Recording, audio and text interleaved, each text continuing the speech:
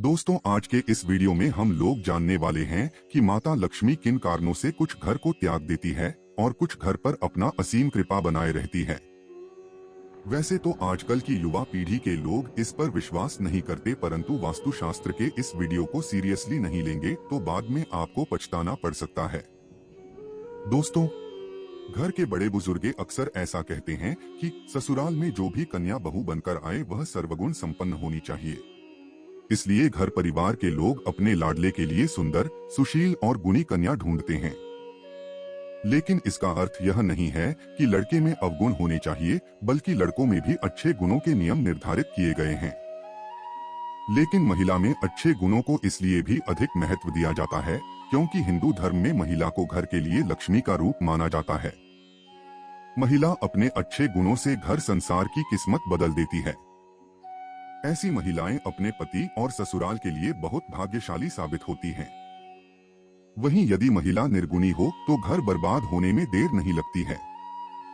साथ ही यदि पत्नी आदर्श न हो तो पति का जीवन भी नरक के समान हो जाता है। हिंदू धर्म के महत्वपूर्ण पुराण गरुड़ पुराण में आदर्श और गुणी पत्नियों के बारे में बताया गया है। जिन महिलाओं में ये गुण होते हैं वह अपने पति के लिए सौभाग्य का सूचक मानी जाती हैं और घर परिवार को खुशहाल बना देती है। आइए गरुड़ पुराण के अनुसार जानते हैं भाग्यशाली पत्नियों में कौन से गुण होने चाहिए जिसे माता लक्ष्मी उन पर असीम कृपा बनाए रखती है। ऐसी स्त्री जो घर को साफ सुथरा रखती है वह परिवार के लिए भाग्यशाली साबित होती है, क्योंकि साफ सुथरे घर पर ही देवी लक्ष्मी का वास होता है और ऐसे घर पर बरकत बनी रहती है। ऐसी महिला जो घर आए रिश्तेदारों, अतिथियों व मेहमानों का निस्वार्थ भाव से मान सम्मान करती है वह भी गुणी कहलाती है। महिला के इस गुण से परिवार का भी मान सम्मान बढ़ता है। जिस महिला में कम संसाधनों में भी गृहस्थी चलाने का गुण होता है वह भी गुणी व सुशील कहलाती है। महिला के इस गुण से घर परिवार में कलह क्लेश नहीं होता है और सुख शांति बनी रहती है। ऐसी महिला जो पति की कही बातों को मानती है वह भी सुलक्षणा कहलाती है। ऐसी पत्नियों को अपने पति से भी प्रेम मिलता है और वैवाहिक जीवन सुखमय बना रहता है।